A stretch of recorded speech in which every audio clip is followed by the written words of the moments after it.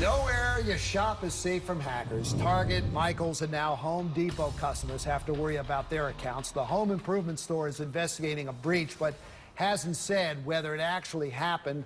The CEO of Home Depot says customers will not be liable for any potential fraudulent charges. The company has brought in 2 security firms to investigate the possible hacking.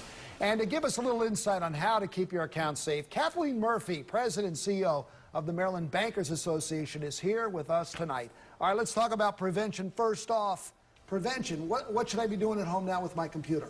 There's a lot you can do with your computer, and it's very important that people do take measures. So certainly you can install protection software that could identify if there's fraudulent activities through McAfee or one of these particular companies. But when you think about banking transactions, it's really important that you look at your statements when you receive them. But even before that, with the advent of online banking, it's highly encouraged that if people have bank accounts, that they can access them through online, through the internet, so that they can monitor their accounts on a regular basis, every hour if they wanted to.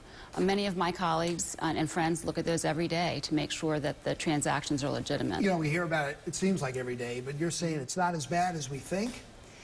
Actually, unfortunately, the cyber attacks have continued to increase. Criminals are looking at this as a very lucrative source of funds for them. So our industry has spent significant resources and hired significant people in departments to monitor these activities, literally in hundreds of millions of dollars that are being spent.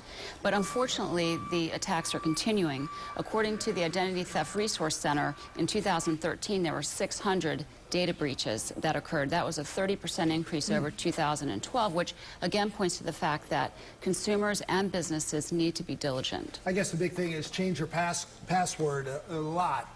But here's the thing, if I have 17 accounts, I have to have 17 different you can't have the same one, and it's like, well, how am I going to remember them? And you just go, well, I'll just keep all 17. That's not good, right? Right. I mean, unfortunately, that typically is probably the case, because it is difficult to keep track of all of this. You change it how often then?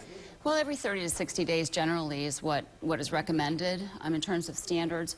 But I think from our industry's perspective, it's really making sure you're monitoring your activity. And you can do that not only looking at your accounts, but you can also subscribe to credit monitoring services. And many of them are at no charge. And these services then will notify you if somebody has tried to access or to apply for credit in your name, for instance. So there's ways that you can set that up. The other I'm sorry, Jamie. No, I was just going to ask you about if it pops up and you see something there. Banks are pretty good about it. I mean, they bite the bullet, don't they? Absolutely. In fact, it was interesting in your lead in there, it said that Home Depot has assured the customers that they will not lose any money related to these frauds. Well, that's because the banking industry is responsible for covering those costs for those consumers. It's a federal law that if fraud is involved, that the customer will be made whole. They have zero liability related to credit card or debit card fraud-related thefts from their accounts. And the thing about it is, when you put it on your credit card, and all of a sudden you got to get a new credit card, so it's a little bit, but at least you get your money back, right? That's exactly right. That's the least of your worries. That's exactly right. But it is important that you act quickly, and the banking industry is looking on an ongoing basis, literally every second of every day, to make sure that the transactions that are occurring on your account are legitimate and are not suspicious. I mean, I've received phone calls where I've had a transaction denied at the point of sale, and they say, call your credit card company, and then they ask, did I actually do that transaction? I like that. I like the fact that they're being proactive, and it's another way of detecting these activities. Stay ahead of the hackers, will you? Absolutely. Kathleen Murphy coming in here. Thank you so much, and you can find more details on the possible Home Depot data breach on our website. That's available right now at abc2news.com.